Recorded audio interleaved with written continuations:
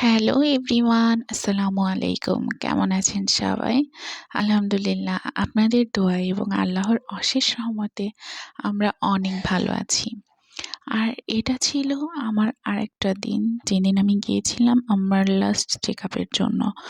তো চেকআপের জন্য যখন গিয়েছিলাম, ওখানে গিয়ে দেখলাম ওদিন হসপিটাল একটা ওদের ন্যাশনাল হলিডে ছিল, যে কারণে বন্ধ ছিল।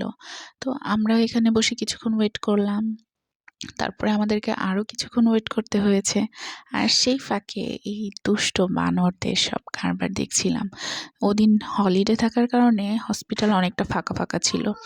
তো মানুষের ভিড় তো কম ছিল, কিন্তু এদের কোনো ভিড়ের কমতি ছিল না। তারপরে আমরা অনেকক্ষণ দাঁড়িয়ে দাঁড়িয়ে এদের পরিস্থিতি দেখলাম। এখানে একজন পানি খাইয়ে দিচ্ছিল, আর সেও দাঁড়িয়ে দাঁড়িয়ে বেশ সুন্দর করে পানি খাচ্ছিল।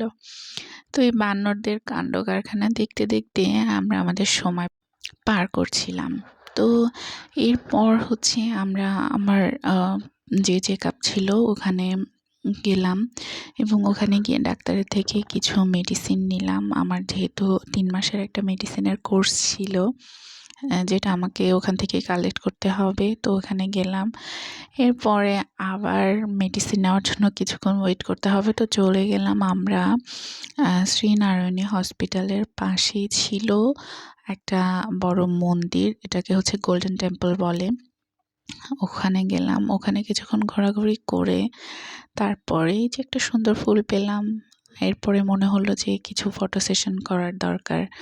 তো এরপরে আমি আবার কিছুক্ষণ একটা গাছের আড়ালে বসে ছবি তুললাম। তো ছবি টবি তোলা শেষ করে তারপরে আমরা আমাদের বাসায় ফিরে এলাম। আর এটা ছিল একটা দোকানের চিত্র, যেটা হচ্ছে গোল্ডেন টেম্পলের সামনে এভাবে মেলার মতন বিভিন্ন জিনিসপাতি বিক্রি করছিল।